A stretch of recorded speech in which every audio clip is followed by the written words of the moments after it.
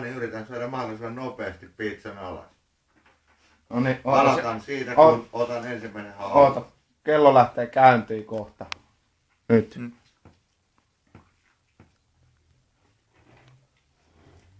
Ota vähän lähempää kuvaa, niin näkee vähän. Jos näkee. Vähän niinku näyttää, että mitä tää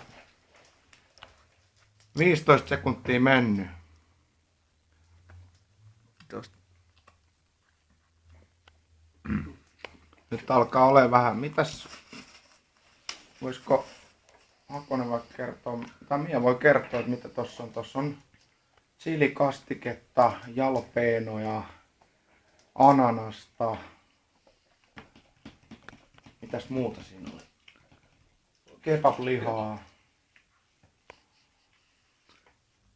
47 sekuntia mennyt ja puoli pizzaa on. Ja tämähän tapahtuu sillä, että Jani ei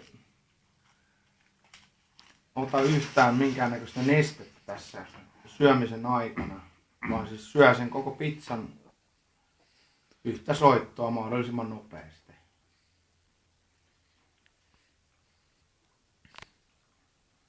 Nyt alkaa olla jo kyllä maailmanennätys lähellä, että sieltä tulee asiakkaita, eikö siis näitä. Kyllä se menee, minuutti 30 on aikaa tällä hetkellä.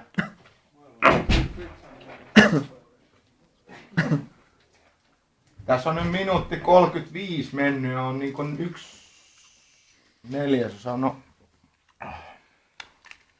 3/4 pizzasta syöty ja ei ole vielä edes 2 minuuttia mennyt. Ja tosiaan kello on käynyt tässä näin, että tää ei ole mikään trikkikuva. Ei todellakaan ole! Tosiaan tuossa pizzassa on jalapeenoja ja chilikastiketta ja Näyttää hyvin! eikä käytetä yhtään nestettä syömisen aikana. Se on nyt 2.15 mennyt, että jos se alle 3 minuuttia menee, niin se on aika kova jätkä. Tässä on nyt 2.20. Vielä on aikaa, jos alle 3 minuuttia oli tarkoitus rikkoa. Ei 2 oli alle 4 minuuttia. Ai 4? No. No mulle puhuttiin 3, mutta kello käy. 2.40. Parikymmentä sekuntia niin alitat vielä. Sitten kun suu on tyhjä, niin avaa suu, niin katsotaan, että se on sitten myös. Kohta tulee 3 minuuttia. Nyt kannattaisi alkaa jo pikkuhiljaa nielemään niitä ruokia. 2.55. Meneekö alle 4 minuutin? Helposti. Tosiaan kello käy. Näkyykö sitä? 3.10 on 3.15, 45 sekuntia aikaa. Koittaa nyt syödä sitä ruokaa. Etiopialaiset on väsännyt sulle.